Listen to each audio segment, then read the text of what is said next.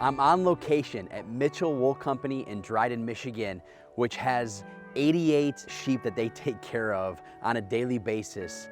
And it's because we want to explore this idea of Jesus referring to himself as the Good Shepherd and us being the sheep.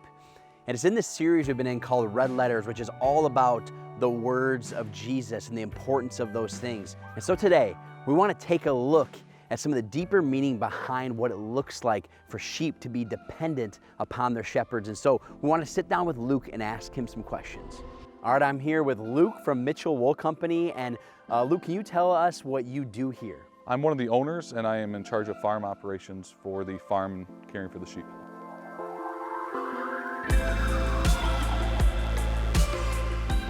2,000 years ago, a shepherd, how would you say things are probably easier nowadays in the advancements that have been made? Oh, they're completely easier. We have all the machinery in the world to take care of the animals, to bring the food in. I have a truck and trailer. I can take them to whatever field I need to instead of having to take them to another location by foot. So would you say like the sheep are pretty much dependent upon their caregivers? And if so, what are some other ways that they really need you?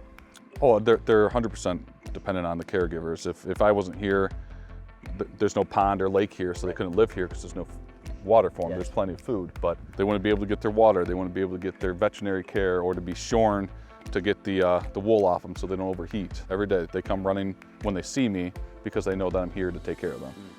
How about following each other? Is there ever times where they feel like they're just following one another? Oh, absolutely. In a flock of sheep, there's always a leader or a couple leaders within the group, and if that leader decides to go a certain way, they will all follow the leader, not knowing necessarily where they're going, but because they know that's where the leader is taking them to. We have 88 sheep, and every single one has a name. You know every single name? This one is Charlotte right here. Wow, that is incredible.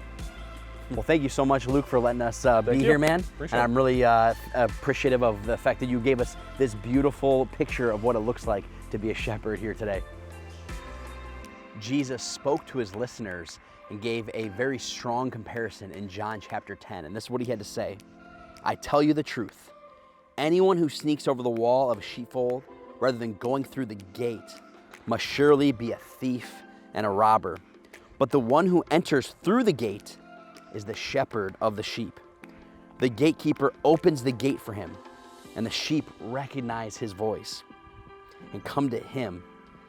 He calls his own sheep by name and leads them out.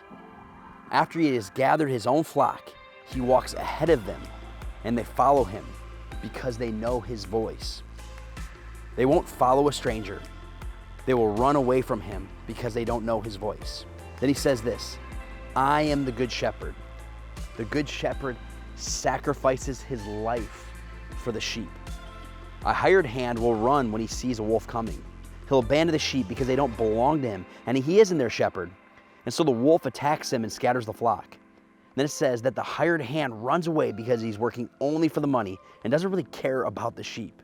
But Jesus responds and says, I am the good shepherd. I know my own sheep, and they know me. Just as my Father knows me, and I know the Father, I sacrifice my life for the sheep.